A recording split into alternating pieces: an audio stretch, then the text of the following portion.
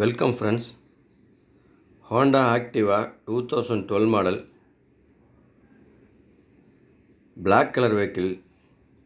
அதாவது இந்த வண்டியில் என்ன செஞ்சுருக்காங்கன்னா, பாட்டில் ஸ்ப்ரே வாங்கி வண்டி ஃபுல்லாகவே அடிச்சு விட்டுட்டாங்க. அதில் பார்த்தீங்கன்னா டோட்டலாக டேமேஜ் ஆகிடுச்சு பெயிண்டிங்கே. அந்த ஒரிஜினல் பெயிண்டிங்குமே சேர்ந்து கிராக்காக டேமேஜ் ஆகிடுச்சு. அதுக்காக தான் இப்போ நம்மக்கிட்ட பெயிண்டிங்க்கு வந்திருக்கு.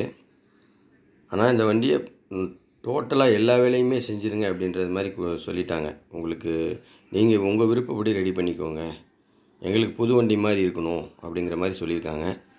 அதனால் இப்போ நம்ம இந்த வண்டியை டோட்டலாக பிரிச்சுட்டு அப்புறம் வாட்டர் வாஷ் பண்ணி அந்த மாதிரி தான் ரெடி பண்ண போகிறோம். வண்டியை பிரிக்கிறதுக்கு முன்னாடி உங்களுக்கு அந்த வீடியோவில் அந்த டீப்பாக காமிச்சிருக்கேன். அந்த பெயிண்ட்டு எப்படி கிராக் ஆகிருக்கு அப்படின்னு. யாருமே பாட்டில் ஸ்ப்ரே வாங்கி அடிக்காதீங்க.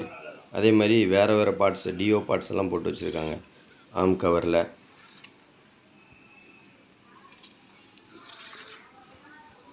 மட்கார்டில் பார்த்தீங்கன்னா தெரியும்.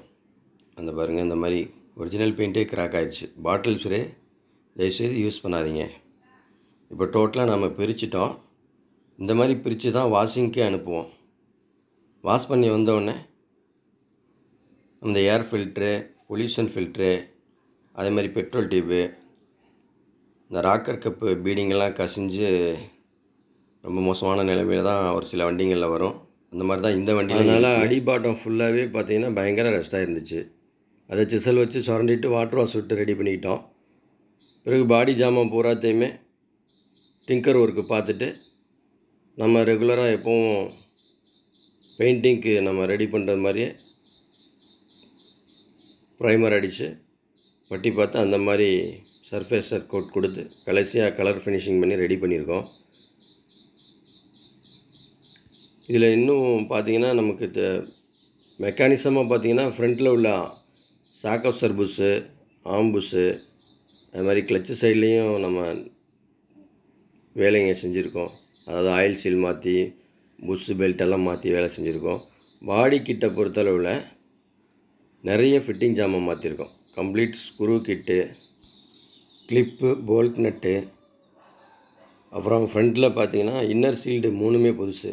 அதாவது மீட்ரு சீல்டு, இக்னேஷன் சீல்டு, சீட்டு பாட்டம் சீல்டு, இது புதுசு போட்டிருக்கோம். ஃப்ரண்டேஜு தெளிவாக ரெடி பண்ணோம் அப்படிங்கிறக்காக சுவிட்செல்லாம் கூட மாற்றிட்டுருக்கோம்.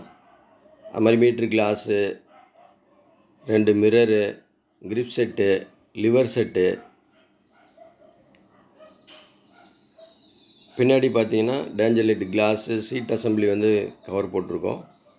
நம்ம ஸ்டிக்கரு, சைலன்சரு, கார்டு, அதில் வர பெரிய டோரில் வர பீடிங்கு 2 சைட்லேயும் லெஃப்ட் ரைட்டு, அதுமாதிரி புட்ரெஸ்ட்டு கவர், அதாவது ரியர் புட்ரெஸ்ட்டு கவர், அதெல்லாம் போட்டிங்கன்னா தான் அந்த ஃபிட்டிங்ஸ் பார்க்குறப்போ வண்டியோட புதுசாக இருக்க தன்மையை நம்ம உணர முடியும். அதுக்காண்டி சின்ன சின்ன வேலைகள்லாம் இதில் நம்ம தேடி தேடி பார்த்து செஞ்சுருக்கோம். இது வண்டி டோட்டலாகவே பெயிண்ட் பண்ணியிருக்கோம். அதாவது வீல் அசம்பிளி 2 வீலுமே, 4 காமு, சைலன்சரு, ஸ்டாண்டு, சீட் ஹேண்டில் வரைக்கும், ஃபுட்ரெஸ்ட்டு சீட் ஹேண்டில் வரைக்கும் பண்ணியிருக்கோம். கிளச்சு கேஸு கலட்டிட்டு பெயிண்ட் பண்ணி நல்ல தரமாக செஞ்சுருக்கோம். அதாவது இதை நம்ம மெயின்டைன் பண்ணி நல்லபடியாக வச்சுக்கிட்டோம்னா 5 இயர்ஸ் கேரண்டியாக வச்சுக்கலாம். அதுக்கு மேலே நம்ம வச்சுருக்க பொறுத்து.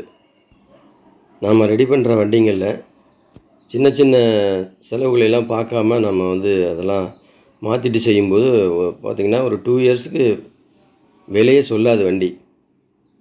ஏன்னா கேபிள் ஐட்டம் ஃபுல்லாகவே புதுசு போட்டிருக்கோம். Front back cable, back brake cable, choke cable, இது எல்லாமே புதுசு போட்டிருக்கோம். அதுக்காக நீங்கள் வண்டியை ஓட்டாமல் நிறுத்தி வச்சுட்டு அதை எதிர்பார்க்க முடியாது. வண்டின்னு இருந்தால் ஓட்டிகிட்டே இருக்கணும். ஓட்டிகிட்டே இருந்தோம்னா தான் நமக்கு மெயின்டெனன்ஸ் செலவு கம்மியாகும். நிறுத்தி வைக்கக்கூடாது. வெயில்லையும் மழையிலையும் ஓட்டிகிட்டே இருக்கலாம் வண்டியை. ஆனால் ஒரு இடத்துல ஸ்டே பண்ணும்போது கொஞ்சம் சேஃப்டியான இடத்துல ஸ்டே பண்ணணும். அதுவும் நம்ம மாதக்கணக்கில் போட்டு வைக்கக்கூடாது வண்டியை. ஏன்னா அந்த கேபிள்லாம் துரு பிடிக்க ஆரம்பிச்சிடும். இதில் கேபிள் ஐட்டம் ஃபுல்லாகவே புதுசு போட்டிருக்கோம். அது இல்லாமல் பார்த்தீங்கன்னாக்கா இக்னேஷன் சுவிட்சு, ஒய் சுவிட்சு வாங்கி மாட்டியிருக்கோம். அதாவது சாவி சுவிட்சு. இவ்வளோ செலவு பண்ணும்போது அது ஒரு பெரிய தொகையாக இருந்தாலும் கூட அதை நம்ம மாற்றிடுறது நல்லது. ஏன்னா இந்த வண்டிக்கான செலவு பார்த்திங்கன்னா 30,000 ஆகிருக்கு. அந்த மாதிரி ரெடி பண்ணி கொடுத்தது வண்டிக்காரங்களுக்கு ரொம்ப சந்தோஷமாக தான் இருந்தது. டபுள் கீயோடு வந்துடும். ஆனால் ஓய் சுவிட்சு தான். அதை பார்க்குறப்போ பார்த்திங்கன்னா அதில் சுவிட்சில் வர அந்த பிரிண்டெல்லாம், அதாவது ஆன் ஆஃபு லாக்கு இதெல்லாம் பார்த்திங்கன்னா பார்க்குறதுக்கு ரொம்ப ரம்மியமாக இருக்கும். புது வண்டி ஃபீல் அப்படியே நம்ம பண்ணலாம். அந்த அளவுக்கு ரெடி பண்ணியிருக்கோம் அந்த வண்டி. இந்த வீடியோ உங்களுக்கு பிடிச்சிருந்தால் லைக் பண்ணுங்கள், ஷேர் பண்ணுங்கள், கமெண்ட் பண்ணுங்கள், மறக்காமல் சப்ஸ்கிரைப் பண்ணுங்கள். தேங்க்ஸ் ஃபார் வாட்சிங். நன்றி நண்பர்களே.